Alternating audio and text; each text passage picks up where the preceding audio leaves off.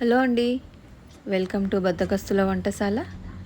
ఇవాళ మన రెసిపీ వచ్చేసి టమాటా క్యాప్సికమ్ కర్రీ అండి.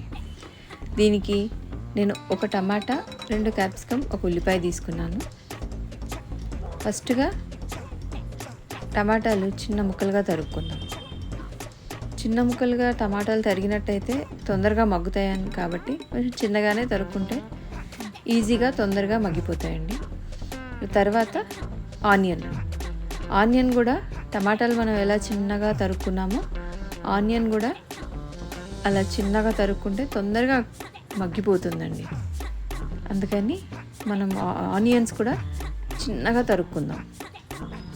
చూసారు కదా, ఇలా సన్నగా చిన్నగా తరిగేసుకుంటే మనకి టైం సేవ్ అవుతుంది.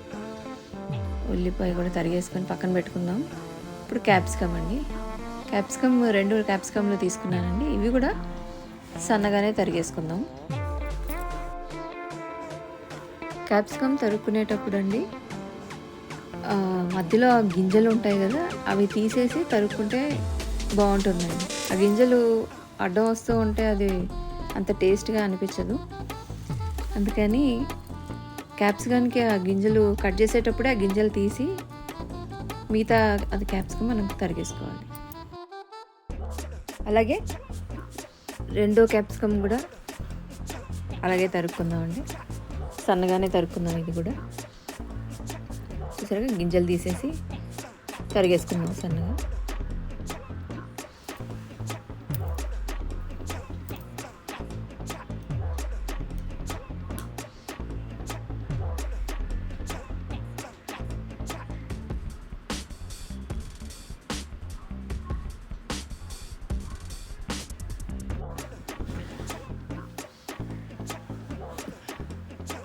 క్యాప్సికమ్ కూడా తరిగేసామండి. ఇప్పుడు ఒక ప్యాన్ తీసుకుందామండి. దాంట్లో నూనె వేసేసి తర్వాత స్టవ్ మీద ఒక ప్యాన్ పెట్టుకొని దాంట్లో కొంచెం ఆయిల్, 3 టేబుల్ స్పూన్స్ ఆయిల్ వేసుకుందామండి. దాంట్లో అది కొంచెం వేడెక్కాక జీరా వేసుకుందాం. దాంట్లో ఒక 1/2 స్పూన్ జీరా అండి. తర్వాత దాంట్లోనే జింజర్ గార్లిక్ పేస్ట్ వేసుకుందామండి. తర్వాత మనం కట్ చేసి పెట్టుకున్నాం కదా ఆనియన్స్, అవి కూడా వేసుకొని మంచిగా కలుపుకుందామండి. ఆనియన్స్ కొంచెం సాఫ్ట్ అయ్యే వరకు కూడా మనము మగ్గించుకోవాలి. దీంట్లోనే కాస్త హాఫ్ టేబుల్ స్పూన్ పసుపు వేసామండి. దాన్ని కూడా మంచిగా మిక్స్ చేసుకుందాం. దాంట్లోనే టమాటాలు వేసుకుందాం. మంచిగా మిక్స్ చేసుకుందామండి. అది కొంచెం ఆనియన్స్, ఈ టమాటా కొంచెం సాఫ్ట్ అయ్యే వరకు కూడా మగ్గించుకుందాము. తర్వాత దీంట్లోనే కొంచెంగా వాటర్ వేసుకొని కొంచెం కలిపేసుకొని దానిపైన మూత పెట్టేస్తామండి. మూత పెట్టేసి కొంచెంసేపు మగ్గించుకుందాం. అది ఆనియన్స్ కానీ టమాటాలు కానీ కొంచెం సాఫ్ట్ అవ్వాలి కదా, అయ్యే వరకు కూడా మనం మూత పెట్టేసి సిమ్లో పెట్టేసి మగ్గించేసుకుందాం. ఒక 2 మినిట్స్ తర్వాత మళ్ళీ మనం అది బాగా కలుపుకుందాం. తర్వాత మళ్ళీ ఒక 2 మినిట్స్ మూత పెట్టేసేసి కొంచెం మగ్గనిద్దామండి. తర్వాత తీసి మళ్ళీ బాగా మిక్స్ చేసేసుకుందాం దాన్ని. ఇప్పుడు కొంచెం సాఫ్ట్ అయ్యాయండి ఆ టమాటాలు, ఉల్లిపాయలు, అవి ముక్కలు కొంచెం సాఫ్ట్ అయ్యాయి. దీంట్లోనే మనం తగినంత ఉప్పు వేసుకుందాం. రుచికి సరిపడా ఉప్పు వేసుకుందాము.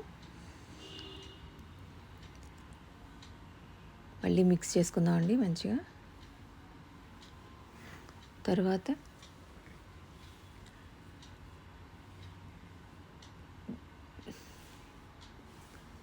దీంట్లో మనం తరిగి పెట్టుకున్నాం కదా క్యాప్సికమ్ ముక్కలు కూడా వేసి మంచిగా కలుపుకుందాం. దీన్ని కూడా కొంచెం మగ్గించుకోవాలి కదండి క్యాప్సికమ్ ముక్కలు కూడా. అందుకని మళ్ళీ ఒకసారి పైన మూత పెట్టేసి ఒక 2-3 మినిట్స్ మగ్గించాక అప్పుడు మళ్ళీ కలుపుకుందాం. కొంచెం క్యాప్సికమ్ ముక్కలు కూడా సాఫ్ట్ అవ్వాలండి. తర్వాత దీంట్లో ధనియాల పొడి కొంచెం హాఫ్ టు 1 స్పూన్ ధనియాల పొడి వేసుకుందాము. తర్వాత కొబ్బరి పొడి అండి, ఇది కూడా 1 to 2 స్పూన్స్ కొబ్బరి పొడి వేసుకున్నాము.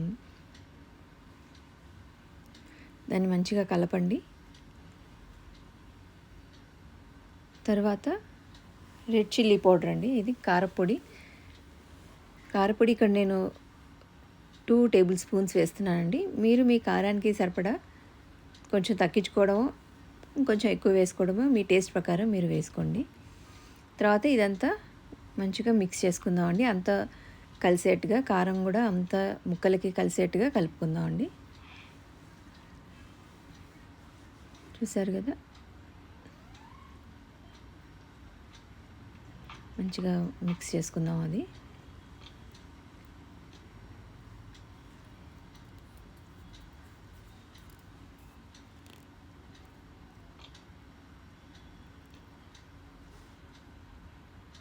తర్వాత పైనుంచి కొత్తిమీర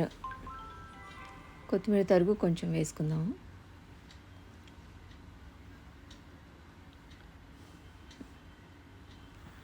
మంచిగా మిక్స్ చేయండి.